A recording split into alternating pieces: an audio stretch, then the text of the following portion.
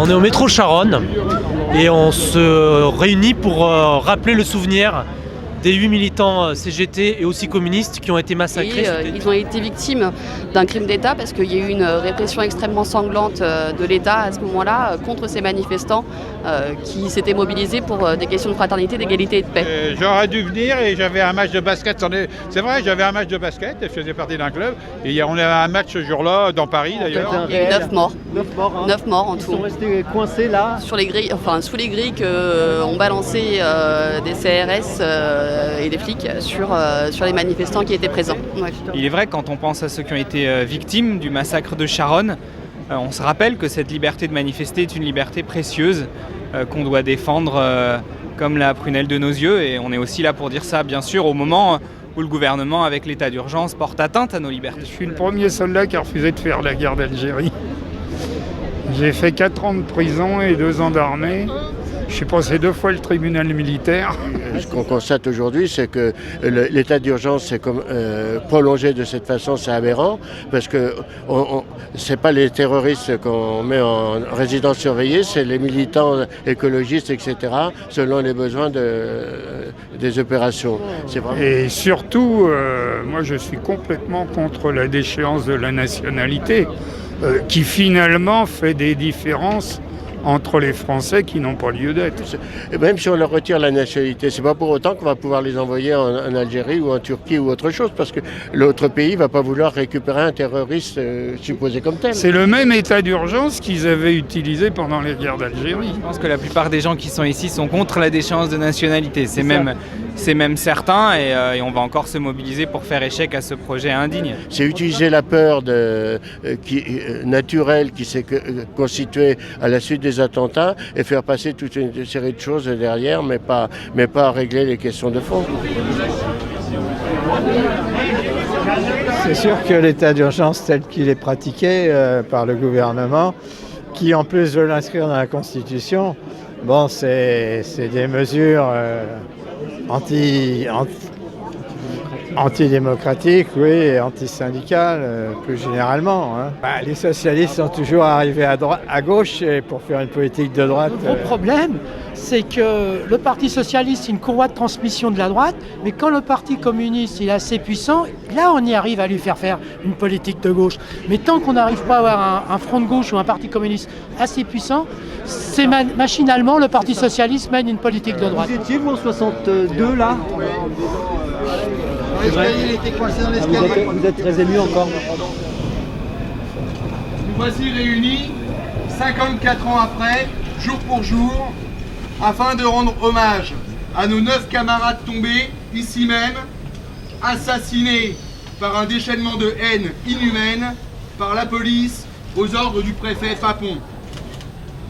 Des assassinats qui n'ont jamais été jugés et un crime d'État jamais reconnu, alors qu'il a été rendu possible que grâce à l'état d'urgence décrété en 1961 par le Premier ministre de l'époque, Michel Debré.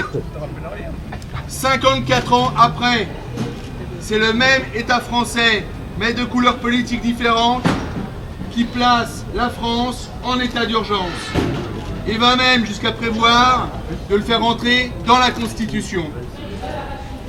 Nos camarades sont tombés et aujourd'hui, d'autres camarades sont les victimes sous d'autres formes, mais dans une violence similaire d'une répression syndicale féroce. Le 8 février 62, ce sont plusieurs dizaines de milliers de salariés, d'étudiants, de citoyens qui manifestaient contre l'OAS, cette organisation d'extrême droite qui avait su capter, comme le fait aujourd'hui le Front National, l'angoisse ou la rancœur d'une partie de la population.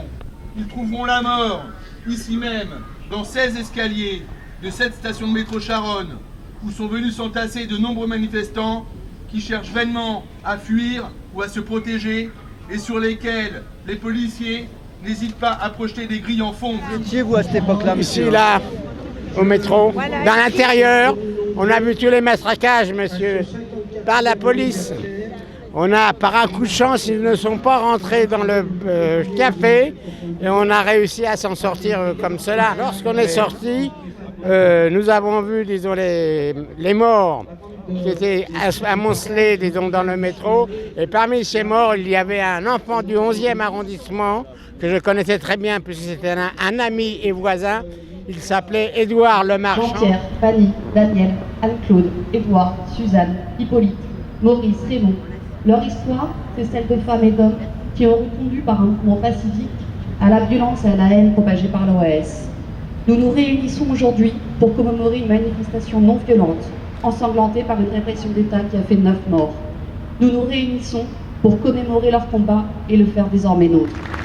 La parole à Émilie Lecros pour le Parti communiste. Et puis taper comme des abrutis, hein, ça.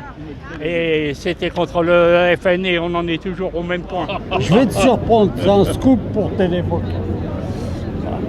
Écoute, en 62, j'étais militaire en Algérie et j'apprends, engagé déjà à l'époque au parti ASG, j'apprends qu'il y a une manif. Je viens, c'est quand t'es jeune, t'es complètement fou, et sur les 9, il y a 8 de mes copains qui sont dessoudés. Et les 8, c'était que des copains du syndicat du livre. Avec un copain, on venait de la rue, donc la même rue que là, Charonne, et il fumait.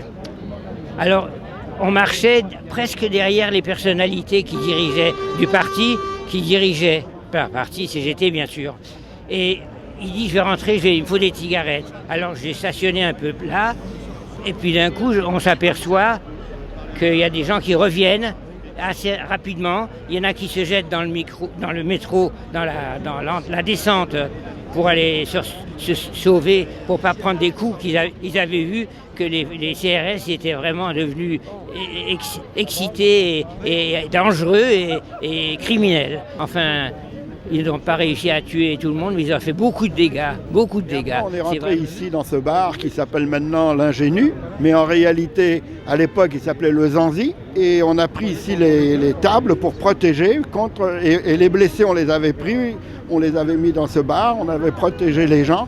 Et avec les tables rondes, on faisait une espèce de mur pour empêcher. Et les mecs nous ont quand même lancé quelques gaz. Ce qui est surtout inquiétant, c'est qu'aujourd'hui, on divise, on réprime les syndicats, on réprime surtout la question sociale et en même temps, on fait régner ça avec un état de peur qui est l'état d'urgence. Et là-dessus, il y a des choses qui, même si naturellement l'histoire n'est pas la même, il y a des choses quand même qui retrouvent des liaisons par rapport à ce qu'on a déjà pu vivre antérieurement.